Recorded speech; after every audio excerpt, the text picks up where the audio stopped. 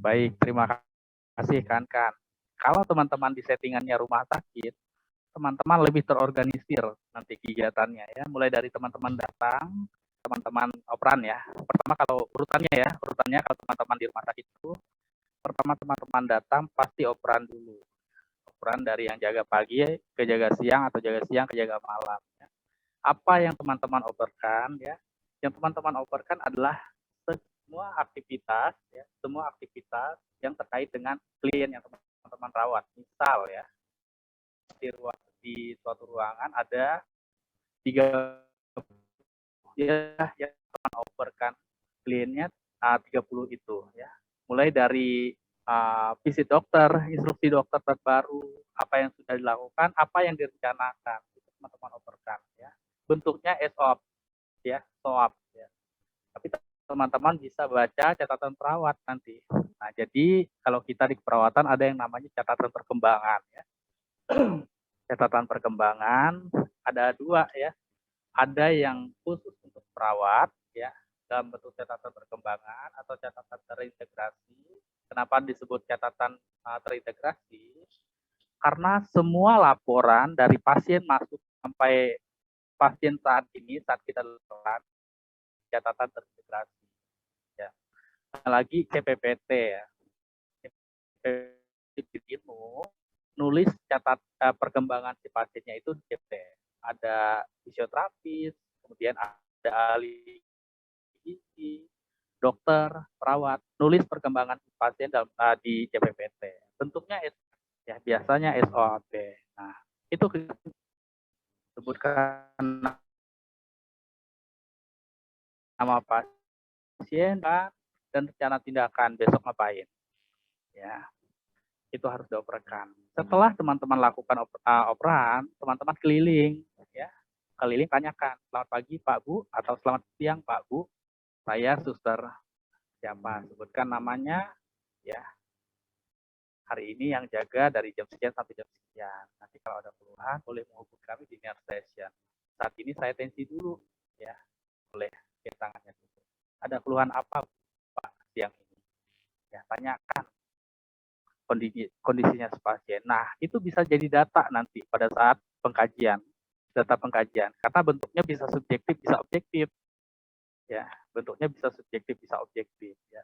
Yang klien sampaikan ketika teman-teman tanya itulah data subjektif. Ya, sedangkan yang teman-teman lihat, ya, kondisi pasien yang bisa teman-teman lihat itu data objektif. Ya. Termasuk teman-teman lihat kondisi infusnya.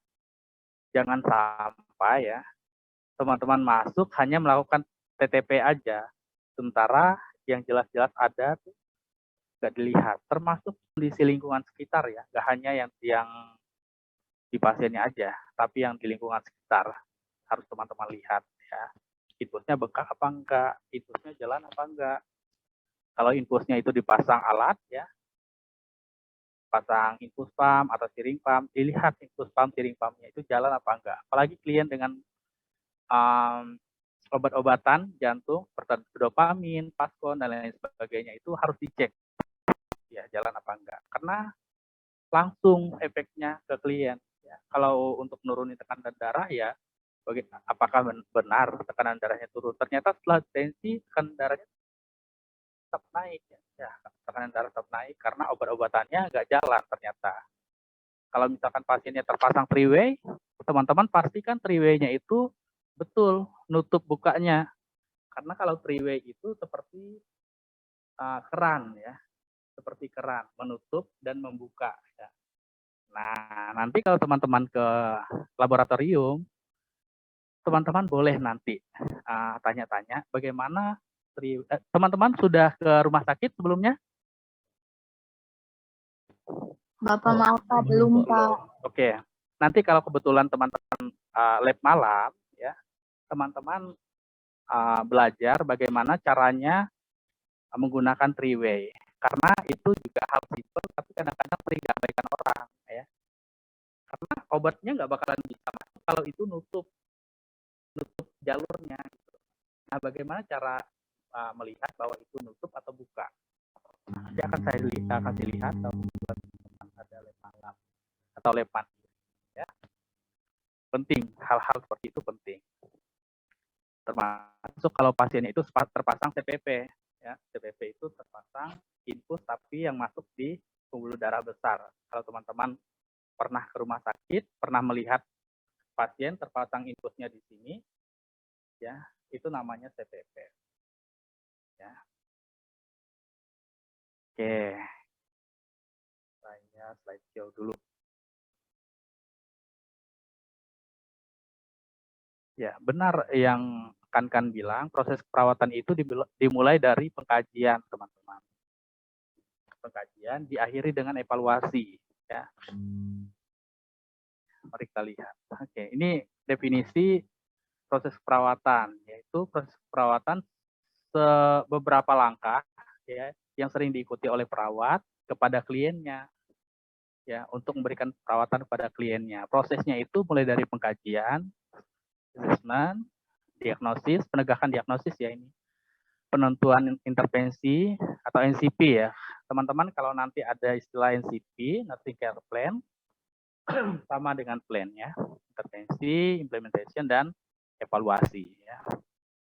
Nah, karena teman-teman belajarnya asuhan perawatan komunitas, asesmennya juga asesmen perawatan komunitas ya.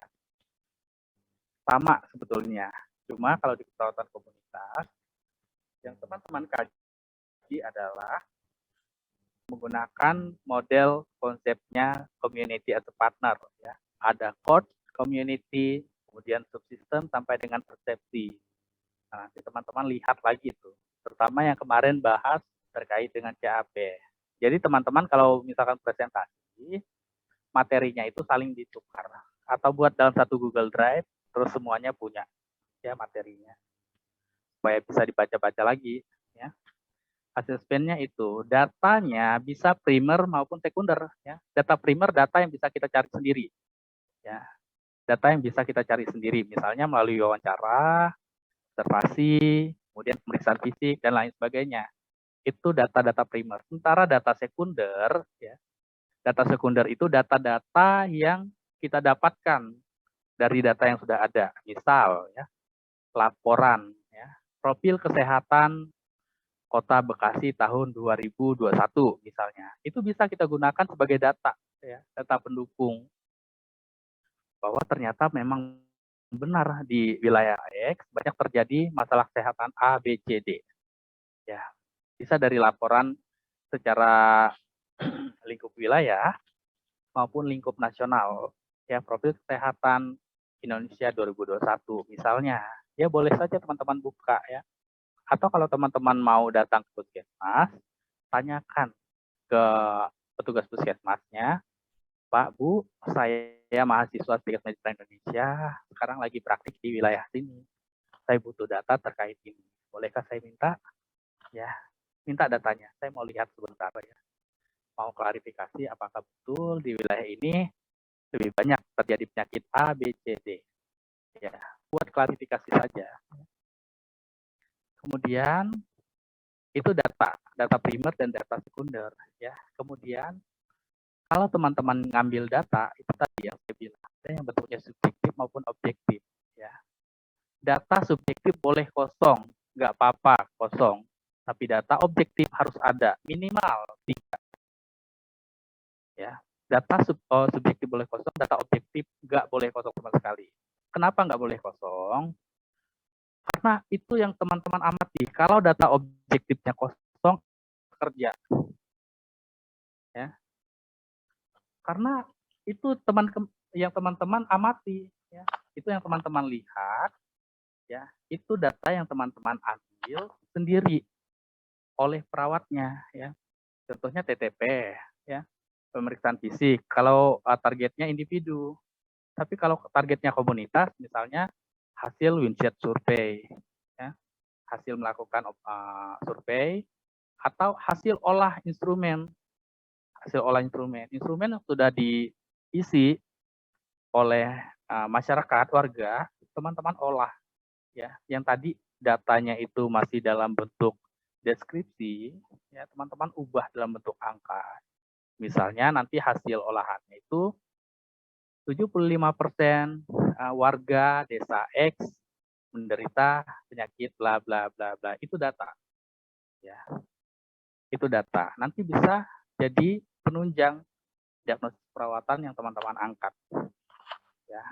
Ingat bahwa proses keperawatan ini fungsinya untuk meregulasi ya, mengatur perawatan pada pasien atau mengatur bagaimana interaksi antara perawat dengan pasien. Ya.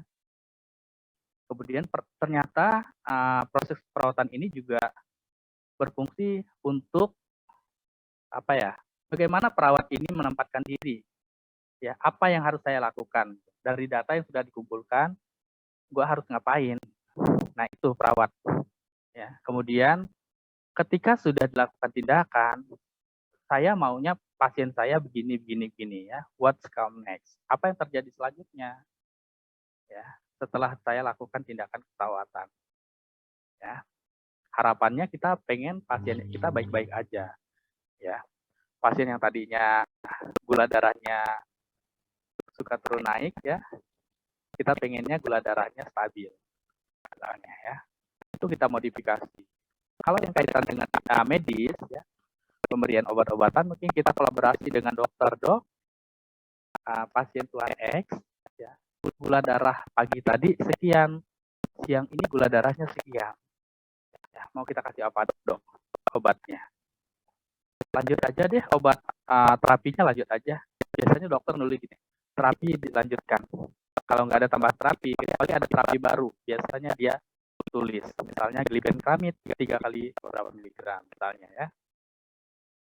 Itu bentuk kolaborasi kita dengan dokter. Ya, bisa nggak kolaborasinya dengan disiplin ilmu lain? Bisa ya. Misalnya pasien yang membutuhkan ronsen misalnya ya. Ronsen